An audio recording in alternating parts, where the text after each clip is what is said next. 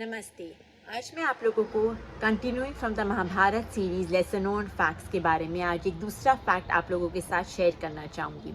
तो ये फैक्ट है गांधारी को मिले हुए वरदान शिवजी से अबाउट द 100 पुत्र। तो गांधारी जो थी माता सारे कौरव्स की, जो थी महारानी और राजा धृतराष्ट्र की पत्नी थी। उन्हें शिवजी से वरदान मिला था और 100 पुत्र की वो एक टाइम पर 100 पुत्रों को जन्म देंगी। लेकिन जब उनका समय आया, जब उन्होंने जन्म दिया, तो उनके पेट से अलग अलग सी जैसे मांस मिले, 100 मांस।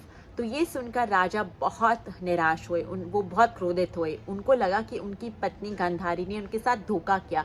जस्ट उनको शादी स्वीकार करने के लिए उन्होंने ये वरदान का झूठा आभास उनको दिया कि शिवजी ने उनको 100 पुत्रों के वरदान दिए। पर लेटर जब राजमाता ने बुलाया अपने दूसरे पुत्र को, वेद व्यास जी को, तो उन्होंने बोला कि ये संभव ही नहीं है कि कोई भी महिला 100 पुत्रों को एक बार में जन्म दे सकती है। उन्होंने बताया जो महारानी गांधारी ने 100 बीजों का जन्म दिया है और ये बीज को उनको मंत्र और तंत्र से एक सेफ शेल बनाना पड़ेगा, ताकि वो बीज से उनके पुत्र बड़े होंगे और वो बीज से वो मनुष्य पुत्र बनेंगे। तो ये सुन के राजा बहुत खुश हुए।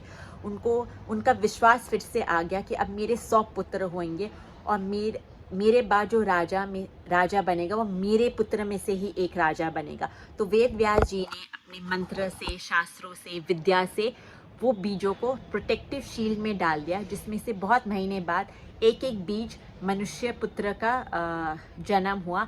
और ये है कहानी कि कैसे राजा धृतराष्ट्र एंड महारानी गांधारी को 100 पुत्र हुए, कौरव हुए, और उनमें से सबसे बड़ा जो पहला पुत्र हुआ था वो था कुमार दुर्योधन। तो ये है एक लेसन नोन फैक्ट कि कैसे गांधारी और राजा धृतराष्ट्र को हुए 100 कौरव।